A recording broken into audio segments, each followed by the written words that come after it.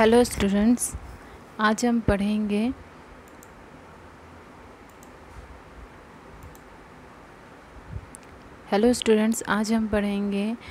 Class 6 का English grammar का chapter gender के बारे में।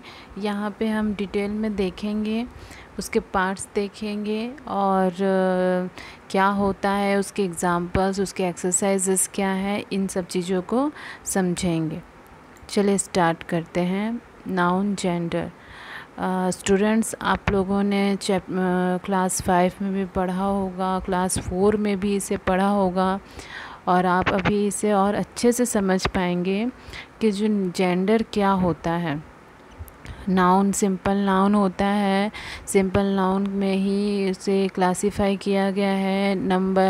एक नंबर होता है, जेंडर होता है। तो आज हम स्टार्ट करेंगे जेंडर क्या है। जेंडर क्लासिफाइज अ नाउन और pronoun as masculine, feminine, common और न्यूटर।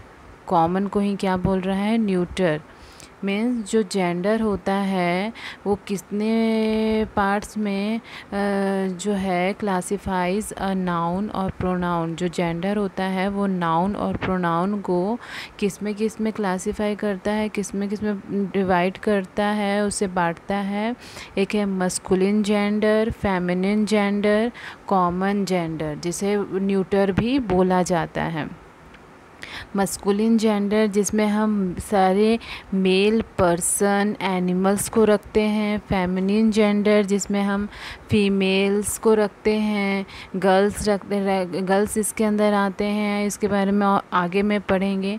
कॉमन और न्यूटर जेंडर मीन्स ये है कि जिसमें ना ही मेल आते हैं ना फीमेल आते हैं, इसमें नॉन लिविंग थिंग्स आते हैं। Non living things mean table, chair, brush, bottle etcetera, ये सारी चीज़ें।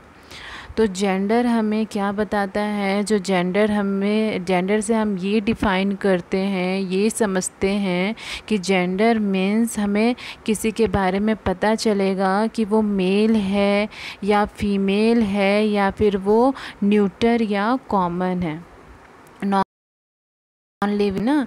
तो जो है जेंडर हमें ये सारी चीज़ें बताती है। A noun that refers to a male person or animal is of masculine gender। जैसे कि मैंने अभी बताया कि अगर एक नाउन को रिप्रेजेंट कर रहा है मेल पर्सन को या मेल एनिमल को, तो उसे हम क्या बोलेंगे, मस्कुलिन जेंडर। ठीक है। जैसे इसके example boy, man, dog, tiger, king, nephew, ये सारी चीज़ें क्या है, मस्कुलिन जेंडर है। मस्कुलिन जेंडर क्यों है, क्योंकि ये सारे क्या है, मेल है। ठीक है। इसमें मेल है, मेल पर्सन है, मेल एनिमल है। पर्सन मीन्स मैन हो गया, किंग हो गया, नेफ्यू हो गया, और male animal means dog, tiger. ये सारी क्या हैं, ये सारी चीज़ें आपकी मस्कुलिन जेंडर में आ रहे हैं। मतलब ऑल जितने भी मेल्स हैं उसे हम किस में रखेंगे, मस्कुलिन जेंडर में। ठीक है। मस्कुलिन जेंडर मीन्स ये हमें समझ में आना चाहिए कि इस कैटेगरी के अंदर या इस पार्ट के अंदर सारे मेल्स को हम इसमें जो है इससे समझ में आता है कि जितने भी मेल्स कैटेगरी है वो इस मस्कुलिन जेंडर के अंदर आता है।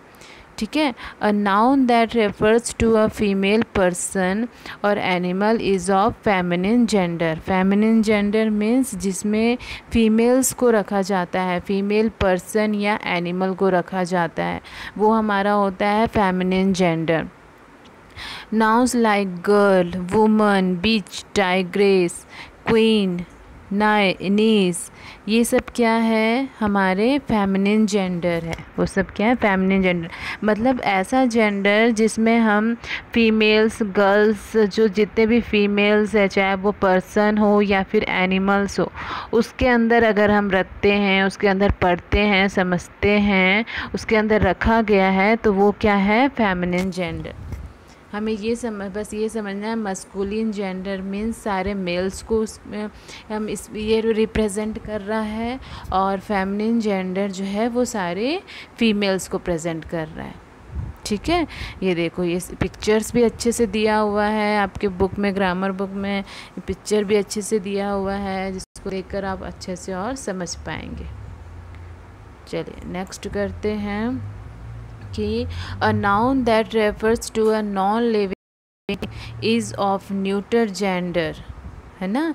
जैसे मैंने बताया कि न्यूटर जेंडर क्या होता है, न्यूटर जेंडर या कॉमन जेंडर जिसमें नॉन लिविंग थिंग को रखा जाता है। नॉन लिविंग थिंग जैसे कि ये देखो ये दिख रहा है, ये है, यहाँ पे झरना है, ये गार्डन है, ये केक है, ये घड़ी है, तो ये सब क्या है, ये नॉन लिविंग थिंग है।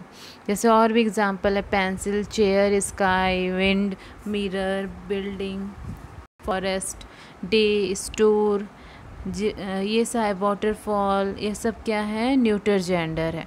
क्यों है ये न्यूटर जेंडर, क्योंकि ये ना ही मेल है और ना ही फीमेल है, और ये क्या है, नॉन लिविंग है, ये जिंदा नहीं है।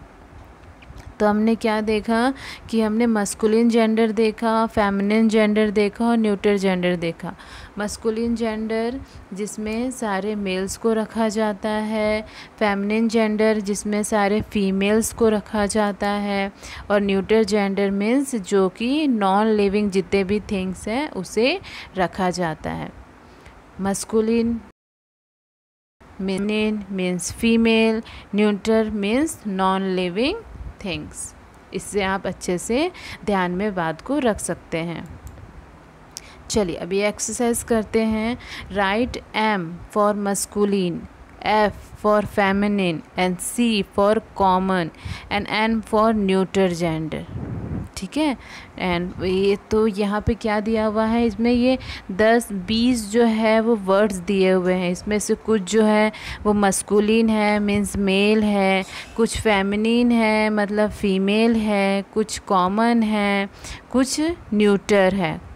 ठीक है, तो अब इसमें देख, जैसे मैंने अभी कुछ बता दिया, मेल है, केक, केक न्यूटर है, लॉयर, लॉयर जो है वो कॉमन है, लॉयर कॉमन है। क्यों, क्योंकि वो उस लॉयर को हम सभी क्या करते हैं, लॉयर के बारे में, लॉयर के पास हम जिसे ज़रूरत पड़ती है वो कोई भी जा सकता है, कोई एक पर्सन ही नहीं जाता, उस लॉयर के पास कोई भी जा सकता है, इसलिए उसको हमने क्या लिखा, कॉमन में लिखा। और जो लॉयनेस है, लॉयनेस कौन है, फीमेल है, लॉयन है मेल है और लॉयनेस जो है वो फीमेल है, इसलिए इसको हमने ब्राइड ग्रूम के मस्कुलिन होने का एम लिखा। केक जो है वो न्यूटर है इसलिए एन लिखा, लॉयर जो है वो कॉमन है जेंडर इसलिए हमने सी लिखा, और लॉयनेस जो है वो फेमिनिन है इसलिए हमने क्या लिखा, एफ। तो ऐसी और भी जो वर्ड्स दिए हुए हैं इसमें देख करके आपको पहचानना है कि कौन मेल है, कौन फीमेल है, कौन कॉमन है और कौन न्यूटर है, और उसके सामने ये सारी चीज़ों को लिखना है। ठीक है, एम एन सी एफ ये सारी चीज़ों को लिखना है। जो वो एम वहाँ एम लिखेंगे, जहाँ न्यूटर है, जो न्यूटर वर्ड है, न्यूटर जेंडर है वहाँ एन लिखेंगे, जो कॉमन जेंडर है वहाँ सी लिखेंगे, और जहाँ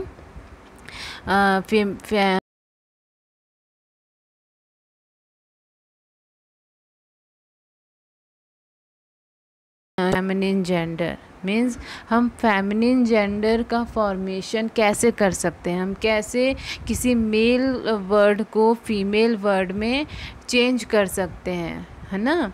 जैसे अगर हमें मेल वर्ड दे दिया गया, मस्कुलिन जेंडर दे दिया गया, तो और हमें उसको फेमिनिन जेंडर में बदलना है, चेंज करना है, तो हम कैसे कर सकते हैं, उसके कुछ रूल्स हैं, हम कुछ वर्ड्स जो है कुछ लेटर्स जो है हम उसको ऐड करके मस्कुलिन से फेमिनिन जेंडर में चेंज कर सकते हैं।